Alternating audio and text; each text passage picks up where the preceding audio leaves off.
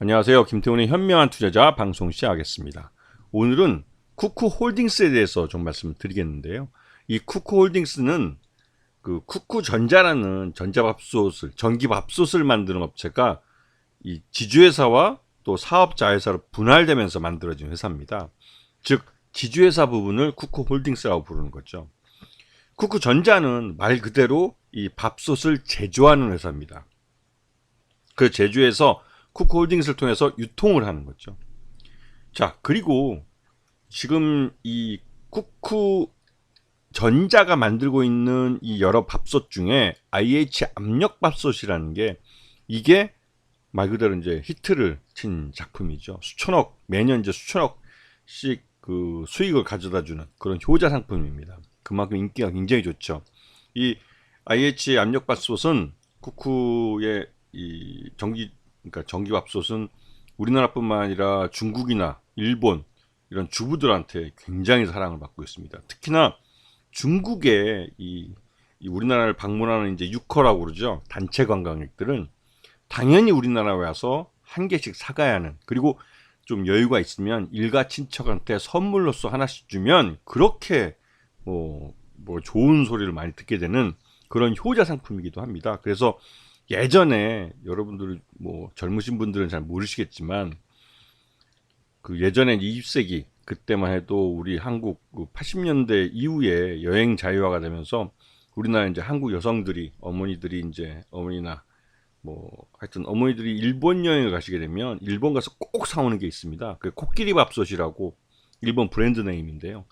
그랬던 것처럼 그때 이제 저도 이제 벌써 한 30년 전인데도 불구하고 대학생 때 이제 신문에서 봤던 기억이 나는데 머리에 하나 올리고 양손에 하나씩 그 코끼리 밥솥을 들고 입국하는 장면을 보고 나서 이제 그 장면을 이제 기자가 찍었습니다.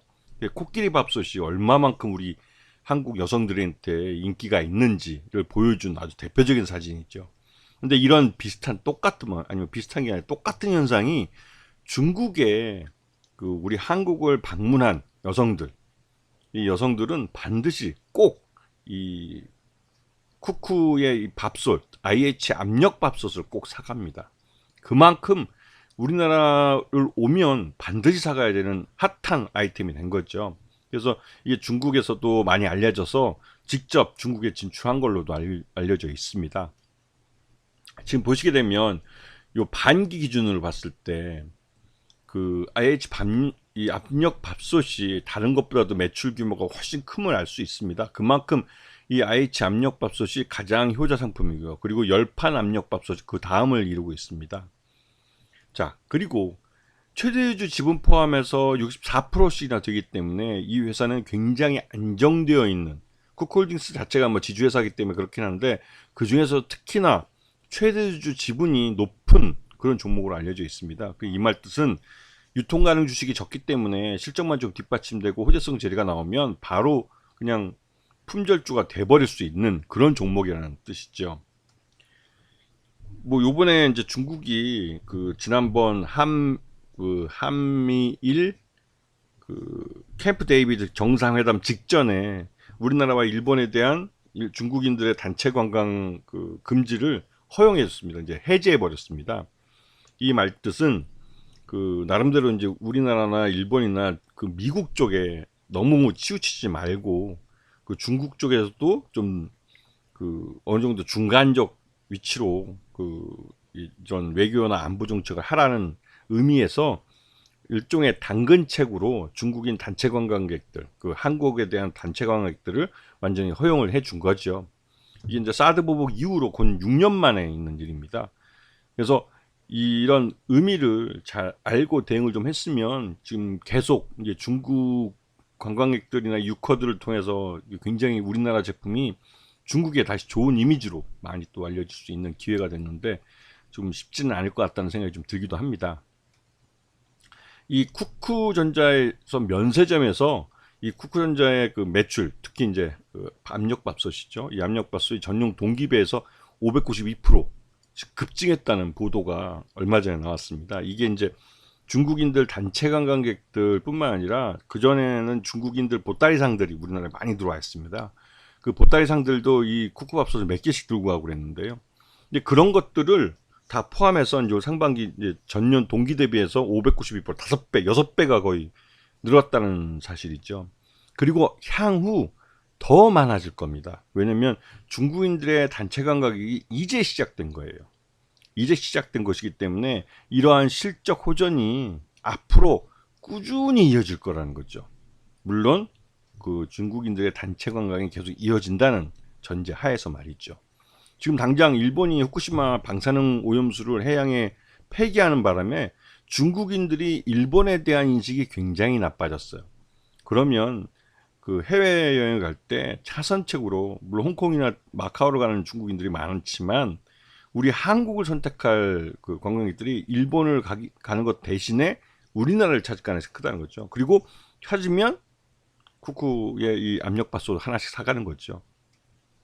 지금 보시게 되면 지난 주말에 관련된 뉴스가 나오고 보도가 592%가 이제 매출이 증가했다는 뉴스가 나오고 이번 주 월화 이틀 동안 주가의 움직임을 보시면 이미 아실 겁니다. 이게 상반기 실적 기준으로 봤을 때 이 쿠쿠홀딩스의 적정 주가는 22,000원 정도로 평가가 돼요.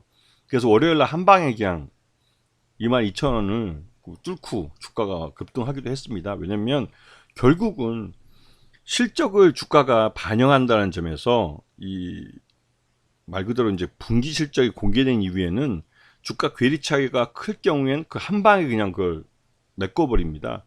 그리고 나서 주가가 지금 19,000원대에 끝났는데요. 그렇다고 해서 주가가 흘러내리지는 않을 겁니다. 왜냐면 쿠쿠홀딩스의 실적은 앞으로 꾸준히 좋아질 가능성이 커요. 그렇기 때문에 그 실적을 주가에 꾸준히 반영해 가는 겁니다. 하지만 다만 여기서 윤석열 정부에서 또 뭐 대중국 그 강경책을 내놓거나 또 이상한 헛짓거리만 하지 않으면, 이 말 뜻은 헛짓거리를 하게 되면 그 헛짓거리라는 게 뭐 말 그대로 이제 그 정치와 경제를 분리하지 않고 이걸 하나로 본다는 거죠. 우리가 중국이나 러시아나 이 사회주의권을 상대할 때, 물론 그 러시아는 사회주의는 아니지만 그 상대할 때 우리 기본적인 원칙은 정경 분리입니다. 우리가 베트남에 진출할 때도 그랬고 중국에 진출할 때도 그렇고, 특히 중국에 진출할 때 노태우 대통령이었는데 그때는 대만과 단교를 하면서까지도 중국 시장에 진출했죠. 그리고 그 이후로 우리가 20년 동안 대중국 무역 흑자를 보면서 우리가 고질적인 무역 적자에서 드디어 외채를 다 갚고 그 채권 국가로 올라설 수 있는 기회를 잡은 겁니다. 그 기회를 중국 시장을 통해서 우리가 해낸 거죠. 그래서 이 중국 시장에 대해서 또 부정적인 그 윤석열 정부가 그 이념에 치우친 그런 바보 같은 짓을 해서 또 우리 시장을 다시 한번, 지난번 그 얼마 전까지만 해도 후쿠시마 방사능 오염수를 폐기하기 전까지만 해도 우리가 중국 시장에서 잃어버린 시장은 고스란히 일본 기업들이 차지했어요. 근데 이제는 다시 그 일본 기업들이 차지한 시장을 뺏어올 수 있는 기회를 우리 기업들이 갖게 된 겁니다. 그런데 이런 상황에서 윤석열 정부가 발목을 잡는다면, 즉 일본 기업들의 시장을 다시 뺏어오는 걸 못하게 할 경우, 그렇다면 쿠쿠홀딩스도 실적이 그렇게 좋지는 않겠죠. 그리고 우리나라를 찾았던 그 중국인 유커들, 단체 광들도 다시 한번 발길을 돌릴 가능성이 큽니다. 그렇게 되면 쿠쿠홀딩스의 실적이 계속 좋아질 수가 없는 거죠.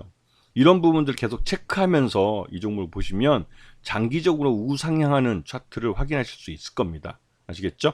자, 오늘 방송 여기서 마치겠습니다. 감사합니다.